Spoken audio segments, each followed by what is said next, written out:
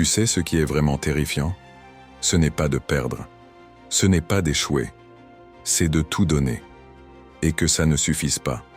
C'est de se retrouver seul, à genoux, avec la sensation que la vie s'écroule autour de nous. Le pire moment, c'est celui où on réalise que malgré tous les efforts, malgré toutes les nuits sans sommeil, malgré les sacrifices, rien ne bouge. Et pourtant, c'est là que tout commence. Si tu vis ça en ce moment, ne détourne surtout pas le regard. Reste jusqu'à la fin. Parce que cette vidéo peut changer ta façon de voir l'échec, la douleur, le vide. Et surtout, elle peut rallumer quelque chose en toi que la vie a peut-être éteint. Et abonne-toi surtout. Quand tout s'écroule, on a deux choix. Soit on abandonne, soit on pousse encore. Mais pas comme avant. Plus fort, plus profondément. Avec rage, avec détermination, avec foi. Parce qu'il y a un pouvoir unique dans celui qui continue quand tout semble perdu.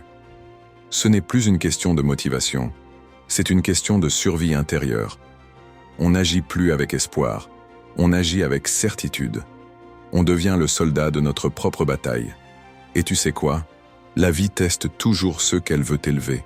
Elle te détruit, elle te vide, elle te frappe. Pas pour t'écraser, mais pour voir si tu vas oser te relever autrement. Parce que la version de toi qui a besoin de tout contrôler, qui veut que tout soit parfait, elle doit mourir. Il y a un moment où on arrête de chercher des excuses, où on arrête de mendier la compréhension des autres, où on arrête de se cacher derrière nos blessures. Ce moment, c'est maintenant.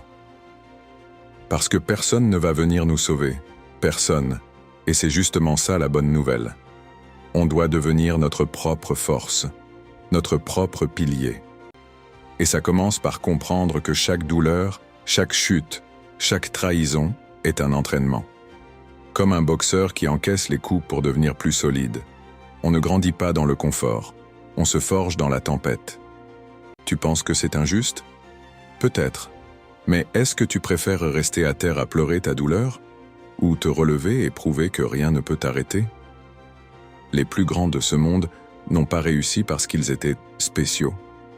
Ils ont réussi parce qu'ils ont refusé d'abandonner quand tout leur disait d'arrêter. Pense à Nelson Mandela, 27 ans de prison. Il aurait pu abandonner son combat, il aurait pu se briser.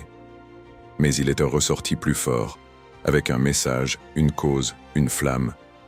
C'est ça continuer à pousser.